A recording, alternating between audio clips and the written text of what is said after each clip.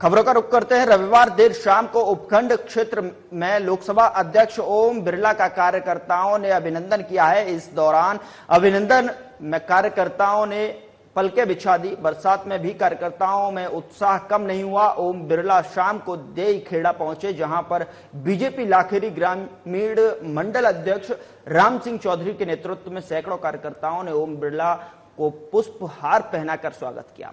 इस दौरान युवा मोर्चा अध्यक्ष हेमंत पालीवाल, ओबीसी मोर्चा अध्यक्ष ब्रह्मानंद गुर्जर, महिला मोर्चा अध्यक्ष प्रेमबाई गुर्जर सहित अन्य कार्यकर्ता मौजूद रहे।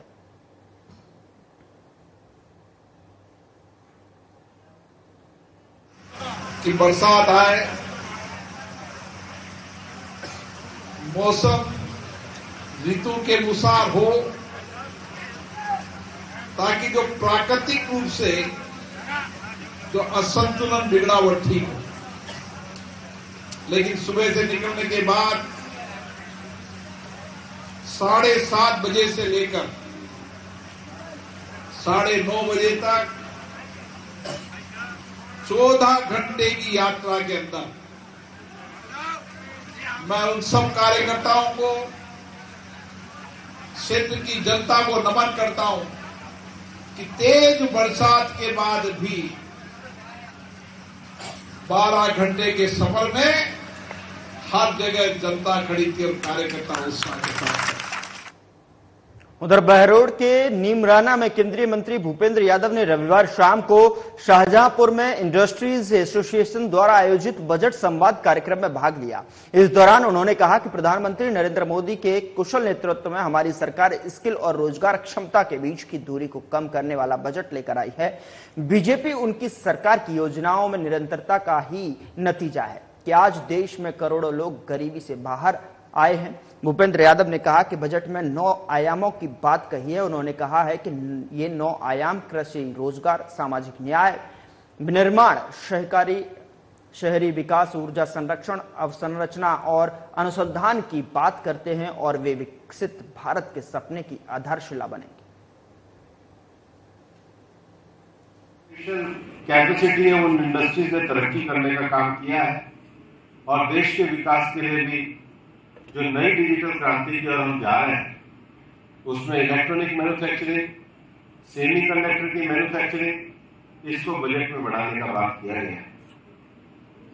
5वां विषय जो है, अब देश को नए शहर चाहिए। शहरों में तेजी से आबादी बढ़ रही है और इसलिए अर्बन डेवलपमेंट को फोकस करते हुए प्रधानमंत्री जी के नेतृत्व में बजट बनाया गया है। 6वां विषय, जिसके कारण इस बजट को हिंदुस्तान का 2047 का विकसित भारत के बजट के रूप में माना जाता है, वो सबसे बड़ा विषय एनर्जी के प्रोडक्शन को बढ़ाना है। आज जो छोटे छोटे न्यूक्लियर संयंत्र की एनर्जी की जो बात की जा रही है, रिन्यूएबल एनर्जी की ओर बात की जा रही है, और यहाँ जितने भी गिलोट में एक्सपोर्ट करने वाले यूनिट बैठे हुए, आप मान के चलना एक समय बाद एक्सपोर्ट में भी इको मार्क की जरूरत पड़ने लग जाएगी, ग्रीन एनर्जी की जरूरत पड़ने लग जाएगी। और इसीलिए अभी से सरकार ने अपनी क्षमता को बढ़ाने का काम किया है। इन सब चीजों को बढ़ाने के लिए इंफ्रास्ट्रक्चर की जरूरत है और इसलिए मोदी जी के बजट का जो 7वां एस्पेक्ट है वो इंफ्रास्ट्रक्चर है।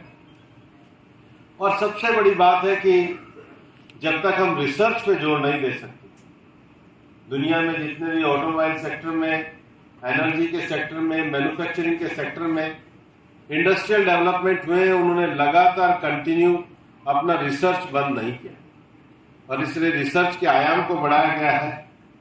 और जो नवा विषय बजट में जो सबसे बड़ा आया है, वो नई जनरेशन के हिसाब से सुधार होने चाहिए।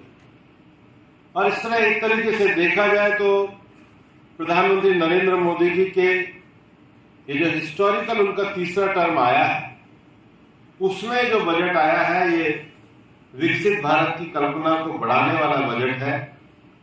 और इसलिए विशेष रूप से अलवर के क्षेत्र में ये बजट हमारे लिए इसलिए भी लाभदायक है कि जो मल्टी सेक्टर को जो एड्रेस करने वाला बजट है, इससे हर क्षेत्र का विकास होगा। और हम अलवर में बैठे हैं तो इसके विकास की बात को हमें अपने क्षेत्र में भी कैसे लागू करें, ये समझना पड़ेगा।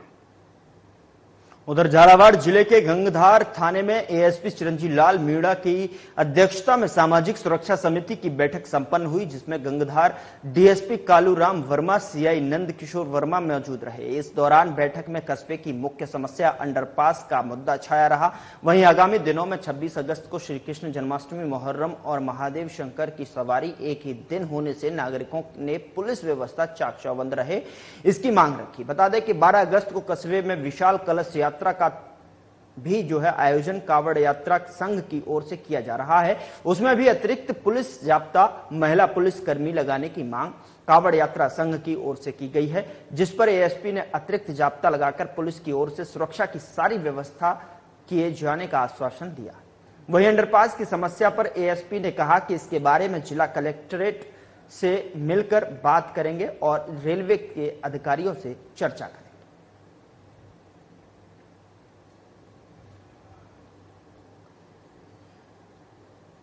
उधर राजस्थान राज्य डीलर संघर्ष समिति जयपुर के आह्वान पर सोमवार को 5वें दिन भी ब्लॉक नीमराना के उचित मूल्य राशन डीलरों ने हड़ताल जारी रखी। सभी ने अपनी दुकानों को बंद कर धरना प्रदर्शन करते हुए नीमराना शहर के मुख्य मार्गों से रैली निकालकर उपखंड अधिकारी को मुख्यमंत्री के नाम 5 सूत्री मांगों को लेकर ज्ञापन सौंपा।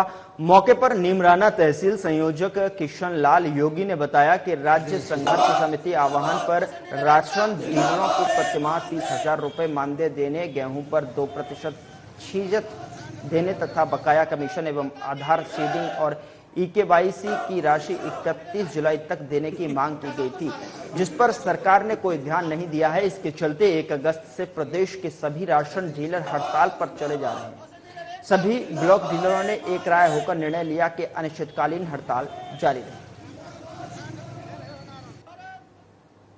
तो उसकी सरकार जिम्मेवार होगी, राशन डीलरों का इससे कोई लेना देना नहीं होगा, क्योंकि सरकार ने हठधर्मिता अपना ली है। हम राशन डीलर है, हमारा पेट नहीं भर रहा, हम पब्लिक का पेट भर रहे हैं, लेकिन सरकार हमारी कुछ नहीं सुन रही।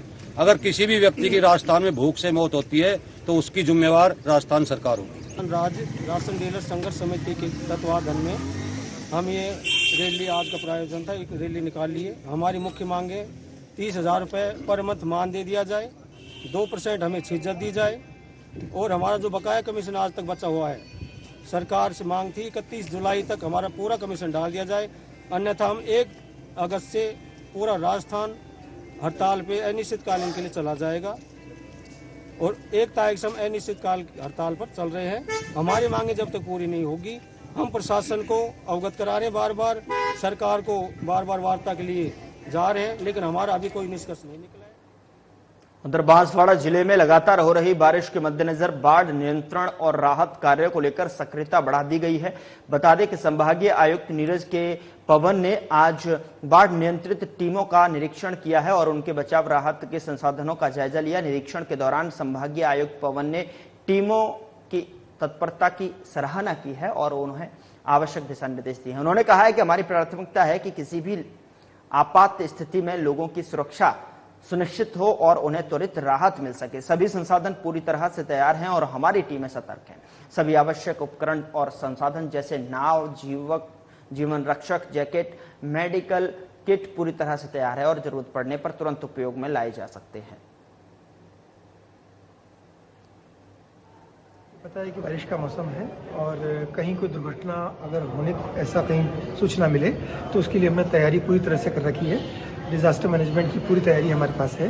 अगर हमारे SDRF की टीमें पूरी यहाँ पर जिला मुख्यालय पर तैनात हैं, उसी के साथ साथ एक टीम को हमने बागीदोरा में भी रखा हुआ है। कहीं कोई दुर्घटना की सूचना मिलती है तो ये पूरी तरह से ट्रेंड है और किसी भी आपदा से निपटने के लिए हमारे पास तैयारी को वापस मूल्यांकन करने की आज निरीक्षण किया गया था और हमें पूरा विश्वास है कभी ऐसी कोई घटना हुई तो उसका हम तुरंत प्रभाव से निराकरण कर सकेंगे। कितने लोग हैं टीम में? हमारे पास दो टीमें हैं।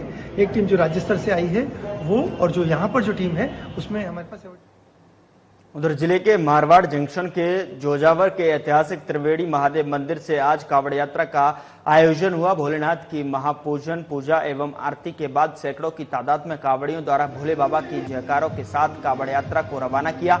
इस दौरान जोजावर नगर में जगह जगह ग्रामवासियों द्वारा कावड़ यात्रा का पुष्प वर्षा के साथ स्वागत किया गया। आपको बता दें कि जोजावर से रवाना हुई कावड़ यात्रा पोलर गांव के ऐतिहासिक पिपलेश्वर महादेव पहुंचेगी, जहां उनका भव्य स्वागत भी किया जाएगा। वहीं दिन भर तेज और मूसलाधार बरसात के बीच कावड़ यात्रियों में उत्साह देखा गया।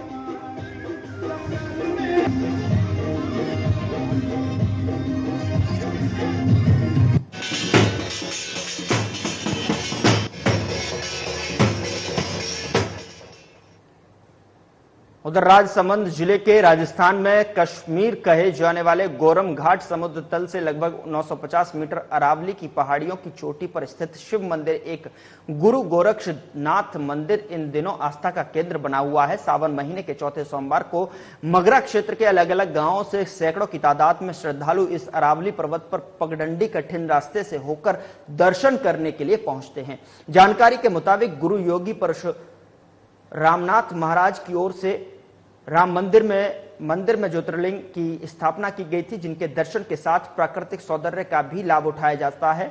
बड़ी बात यह है कि यहां से दर्शन करने के बाद श्रद्धालु नीचे बायड भैरू जी के दर्शन भी करके पूजा प्रसादी का आनंद उठाते हैं।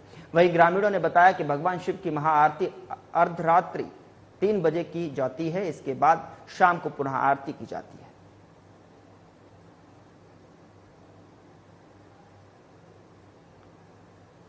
उधर राजस्थान में सफाई कर्मचारियों की हड़ताल के समर्थन में बांसवाड़ा नगर परिषद के सफाई कर्मचारी और वाल्मीकि समाज ने भी शहर में सफाई कार्य बंद करने का निर्णय लिया था, जिसको लेकर शहर में सफाई कर्मचारियों की हड़ताल चौथे दिन भी जारी है, जिससे शहर की स्वच्छता व्यवस्था पूरी तरह से चरमरा गई है। हड़ताल के कारण नगर के विभिन्न क्षेत्रों में कचरे और गंदगी के ढेर देखने को मिल रहे हैं, जिससे स्थानीय निवासियों को काफी परेशानी का सामना करना पड़ रहा है।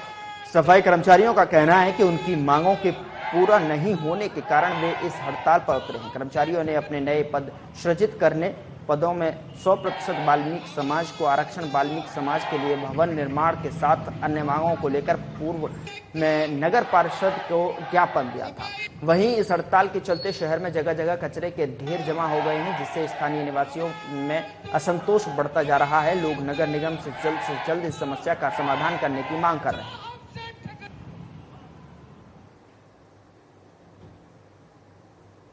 उधर शाहजहांपुर टोल प्लाजा के पास आज सोमवार सुबह करीब 11 बजे जयपुर से दिल्ली जा रही निजी बस का टोल प्लाजा से निकलते ही घुमाव पर संतुलन बिगड़ गया। बस का संतुलन बिगड़ने से बस में बैठी सवारियों में हड़कंप मच गया। NHAI के ड्यूटी इंचार्ज देवेंद्र सिंह ने बताया कि बस जैसे ही शाहजहांपुर टोल प्लाजा से बस निकलते ही घुमाव पर बस का संतुलन बिगड़ गया। बस का संतुलन बिगड़ते ही बस रोड से डिवाइडर चढ़ते नाले में फंस गई। बस का संतुलन बिगड़ने से बस में बैठी सवारियों में हड़कंप मच गया। आसपास के लोगों के द्वारा मौके पर पहुंचकर बस में बैठी सवारियों को बाहर निकाला गया। कुछ सवारियों को हल्की चोटें आई हैं, जिनको नीमराना निजी अस्पताल में इलाज के लिए भेजा गया है। हादसे के बाद बस को रोड से क्रेन के द्वारा साइड में कराया गया।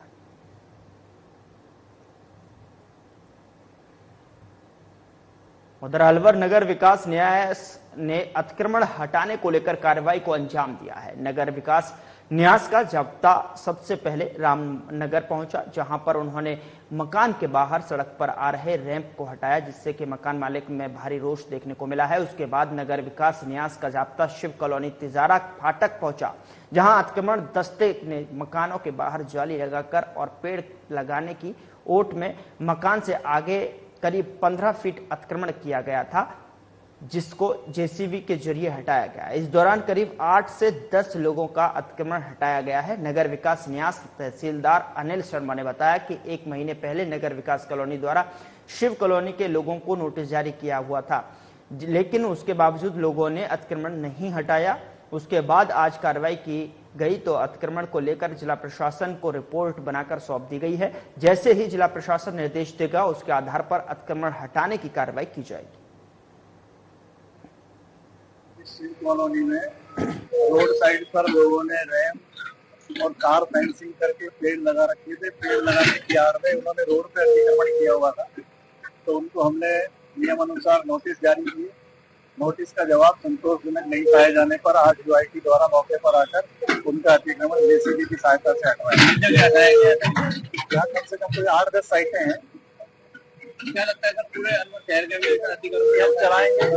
हमारे रिसोर्सेज को ध्यान में रखते हुए हम नियमित कार्रवाई करते रहते हैं और आगे भी हम एक एक कॉलोनी को चूज करके और अतिक्रमण हटाने की कार्रवाई सतत जारी रहे। पहले नोटिस दिया था, नोटिस का जवाब संतोषजनक नहीं पाया गया, उसके बाद यूआईटी ने कार्रवाई। भैया कुछ नहीं है, ये पैर थोड़े से सड़क पे बन रहे हैं या इनके मारे कभी पुलिस को बुलाती हैं, कभी घर में घुसती हैं, कभी मार छेड़ करती हैं, हमारे साथ में गाड़ी बकती हैं दिन रात हमारे लिए। कौन लोग हैं?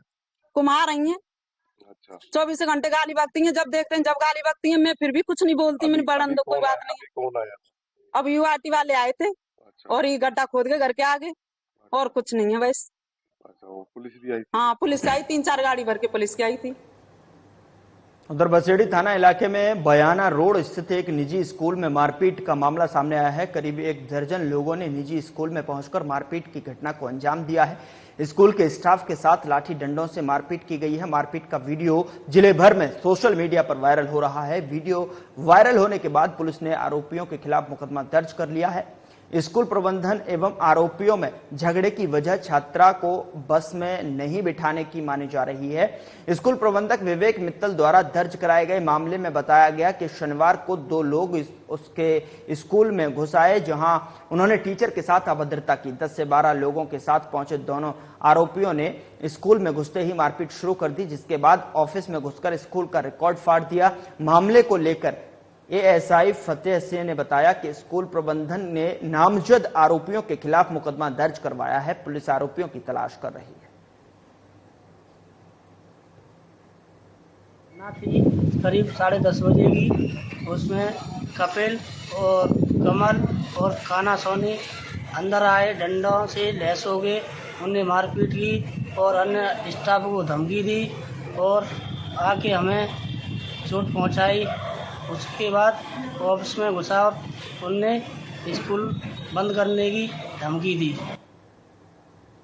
उधर मारवाड़ जंक्शन के कटालिया बांध के तेज बरसात के चलते ओवरफ्लो होने में मात्र 1 फीट की दूरी बची है। कटालिया बांध के ओवरफ्लो होने की संभावना दिखाई दे रही है, जिसके कारण प्रभावित क्षेत्र को खाली कराया गया है। बांध ओवरफ्लो होने के आसार बनता देख उपखंड प्रशासन मौके पर पहुंचा एवं बांध के ओर प्रवाहित नहर के क्षेत्र से नहर क्षेत्र को खाली करवाया है एवं क्षेत्र वासियों को सतर्क रहने के निर्देश जारी किए गए हैं। उधर रेवदर के दादरला गांव में दिन दहाड़े हुई नक्काबाजी का मामला सामने आया है, जिसमें बाद पुलिस ने पूरे प्रकरण का पर्दाफाश किया है। महावीर बावरिया की गैंग के 4 आरोपी गिरफ्तार किए गए हैं। वहीं वारदात में शामिल एक नकवजन की पुलिस तलाश कर रही है।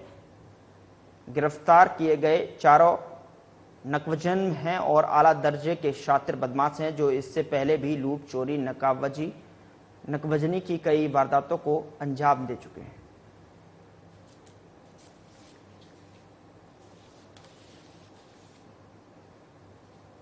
और 5 लोग थे उनमें, जिनमें से 4 लोगों को गिरफ्तार किया जा चुका है। महावीर बावरिया की एक गैंग थी जो आपका जयपुर ग्रामीण एरिया का रहने वाला है।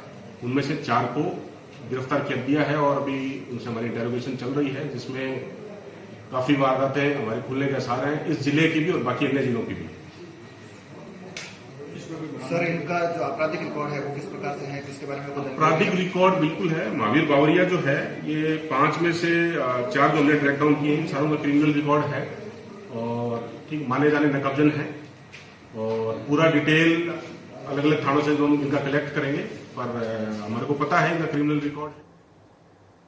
उधर लाखेरी उपखंड सहित क्षेत्र में रविवार रात को शुरू हुआ बरसात का दौर जारी रहा, जिससे खेतों में पानी भर गया और नाले खालों उफान देखने को मिला है। सुबह जैसे ही लोग उठे तो लोग बरसात के पानी से सैर सपाटे के लिए खालों की पुलिया के निकट पहुंच गए। रघुनाथ खाल पर लोग जान जोखिम में डालकर पुलिया पार करते नजर आए, क्योंकि बारिश की वजह से मार्ग अवरुद्ध हो गया था। ग्रामीण भेरू प्रकाश गोचर ने बताया कि पुलिया के एक साइड के पत्थर पहले बह गए थे, केवल सीसी ही है। ऐसे में पुलिया पर पानी के चलते पुलिया नजर नहीं आ रही है और लोग जान जोखिम में डालकर निकल रहे हैं। हादसा होने का डर बना हुआ है।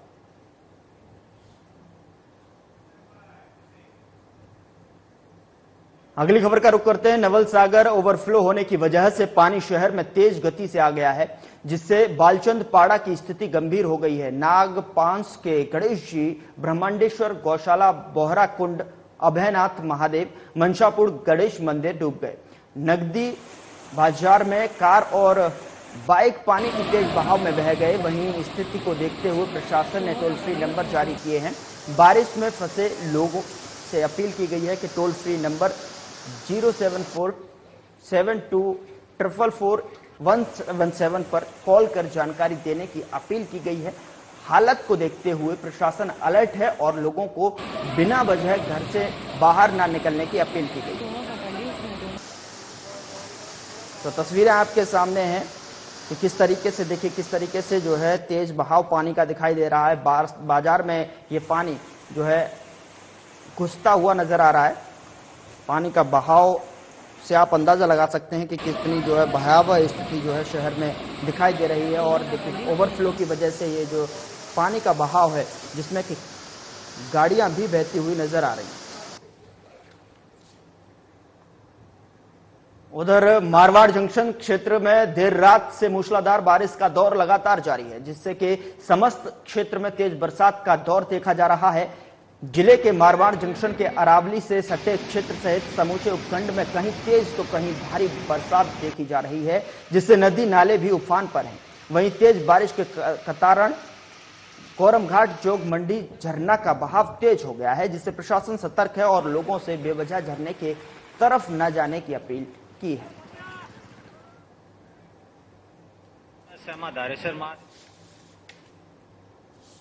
तो जिले में समस्त क्षेत्र में तेज बरसात का दौर देखा जा रहा है। जिले के मारवाड़ जंक्शन की अरावली से सटे क्षेत्र के समूचे उपखंड में कहीं तेज तो कहीं भारी बरसात देखी जा रही है। तस्वीरें आपके सामने हैं, जैसे कि नदी नाले भी उफान पर हैं। वहीं तेज बारिश के कारण गौरमघाट जोगमंडी झरना का बहाव तेज हो गया है, जिससे प्रशासन सतर्क है और लोगों से बेवजह झरने की तरफ न जाने की भी अपील की है।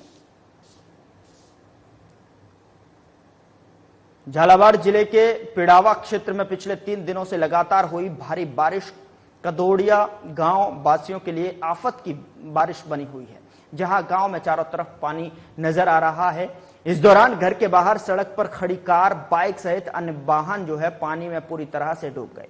पूरा गांव चारों ओर पानी ही पानी भरे जाने से टापू बन गया। उधर निचली बस्तियों में पानी घुसने से कई लोगों का घरेलू सामान भी खराब हो गया है। सरपंच प्रेम पाटीदार ने बताया कि सुबह से हो रही मूसलाधार बारिश के कारण गांव के दोनों ओर से गुजरने वाले नालों में जमकर उफान आया हुआ है। क्षेत्र में हो रही लगातार बारिश के कारण नालों का पानी गांव में घुसने से गांव टापू बन गया है, जिससे गांव में बने अस्पताल, आंगनबाड़ी केंद्र, स्कूल, पुराना ग्राम पंचायत भवन, बस स्टैंड सहित कई इलाकों में पानी घुस गया है, जिससे लोगों को काफी परेशानियों का सामना करना पड़ रहा है।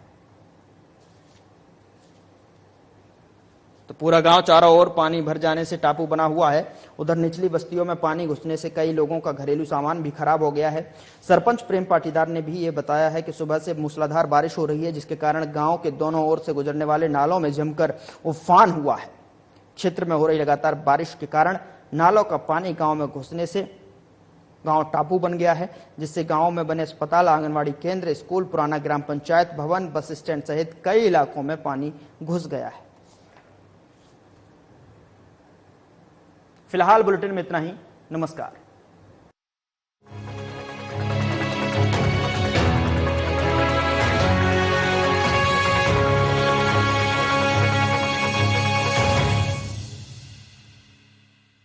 आप खाते पीते तो बहुत हैं, पर आपकी